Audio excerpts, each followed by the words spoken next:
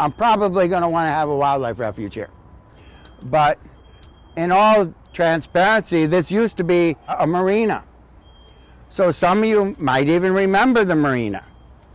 Most of you should remember an illegal point source garbage dump that had 1,500 cubic yards of garbage here that isn't here anymore. North Cove, as it got cleaned up, started to attract wildlife. But we don't monitor the wildlife here. We take care of the wildlife. We take care of its health.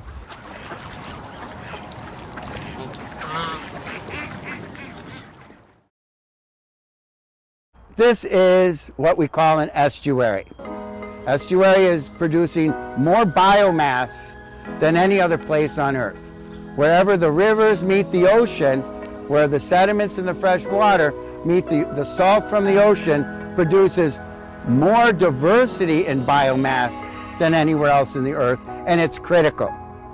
It's also at a very unusual place, as New York City, in migrations. Now you're going to say, well, I don't care about migrations, but maybe you do, because maybe you care about your own health. So it happens that a lot of insect eaters go across the continent and they eat bugs.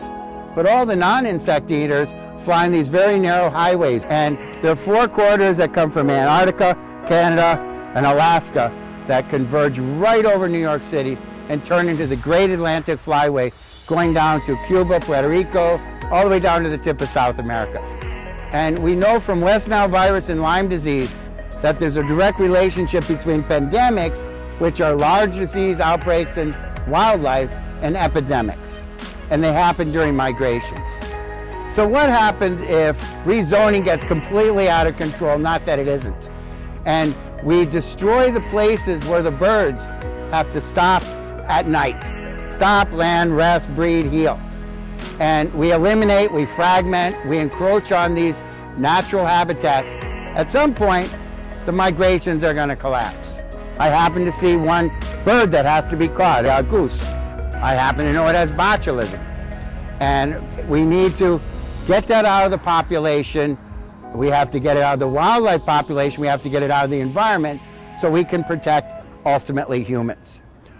North Cove is also at a very unusual place. We have that rail yard with all that steel and all that cement. We have all these toxic generators of all these trucks back here. But it also happens to be right between Inwood Hill Park Cove and the Boathouse Marsh Cove, Swindler's Cove, and Sherman Creek. So the birds, particularly in the summer, water birds, the egrets, the heron, the kingfisher, who move between the coves, and they rely on this as a particular place to move between the other coves. So North Cove is run as a wildlife refuge, but we've also had over 1,000 kids come through our internship program. I can inspire these kids to shoot for academic excellence by also teaching them multi-generational responsibility. Now, it turns out that my vision of what the city wanted to do 8 years ago was in conflict with the city. So I'm not a yes person to the city, but after spending 11 years developing non-traditional relationships and partnerships and friendships, like with the MTA, who are the largest toxic polluters in the city, they're working with me on doing something good for the environment. I'm also negotiating with the developer over here. Now, I'll say he wants to put 100% affordable housing. This is kind of a challenge because we're being told we have to have market rate in our same buildings in order to be profitable. But he doesn't have to do it, so maybe that's a fallacy.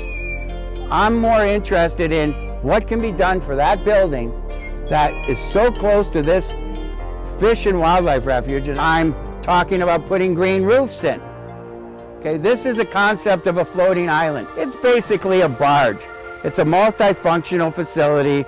It's a floating wetlands, copied off of a model that came from pre-Mayan. Pre-Mayan civilization had floating islands. They grew, my understanding is, 25,000 acres of food in marshes and wetlands.